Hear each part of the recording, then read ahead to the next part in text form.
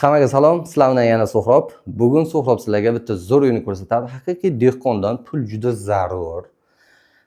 Qayerdan deyapsizlar? Uyda egalar Urgutdan hashamat hovli chiqdi, o'shani olyapti ekan. Shuning uchun bu uy sotuvga chiqyapti. Qaranglar. Uyimizni bir boshdan ko'rsataman. Bugungi uyimiz shahar markazida bo'lyapti. Nekrasov ko'chasi Prezident maktabining shundoqqina yonida. Bu kirish eshigi 4-qavatda joylashgan yangi dom. Xo'p, bitta nimasi kamchiligi lift yo'q domni. 4-qavatga hatto lift ham kerak emas. Xo'p, bu tomonda mana shunday ko'rinishda hol bo'ladi koridor orqali. Ko'ryapsiz, juda ham keng hollarimiz va bu tomonda ikkita alohida sanuzil joylashgan, biri yuvinish xonasi, ikkinchisi esa hojatxona.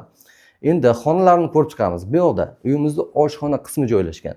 Oshxona juda ham zo'r, har qanday ayollar orzusidagi oshxona bemalol aytib olaman. Ko'rib turganingizdek juda keng, bu yerda ishlashingizga joy yetarlicha bor.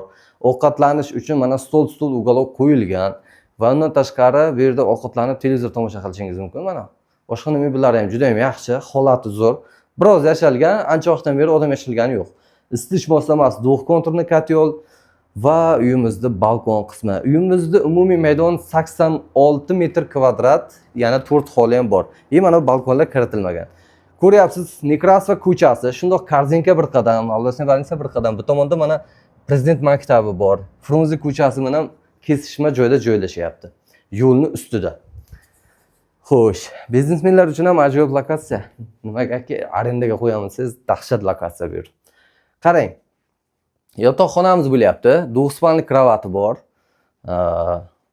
Pollar parketda, ustida gilamlar, yaxshi gilamlar tashlangan va bu tomonda endi uyimizda mehmonxonasiga o'tamiz. Mehmonxonada yumshoq mebelni ko'ryapmiz. Undan tashqari stol qo'yilgan, konditsioner bor. Mehmonxonada ham bitta ochiq balkon bo'ladi. Masalan, mehmonlar chiqaman, toza havoga desa, bemalol imkoniyat bor. Xo'p, bu yerda yana bitta yotoqxonamiz bo'lyapti. Marhamat. Bitta nima glukhoy tushgan mana shu xonamiz, derazasi yo'q. Mana buni ham bitta kabinet yoki xona sifatida foydalanishingiz mumkin. Xo'p, hamma narsani ko'rsatdik. Qaranglar. Eng zo'r lokatsiyada joylashyapti. Frunze ko'chasi ham yaqin. Nekrasov ko'chasida, bu yoq Mirzo Ulug'bek ko'chasi ham yaqin. Ikkita markaziy ko'chani o'rtasida joylashgan.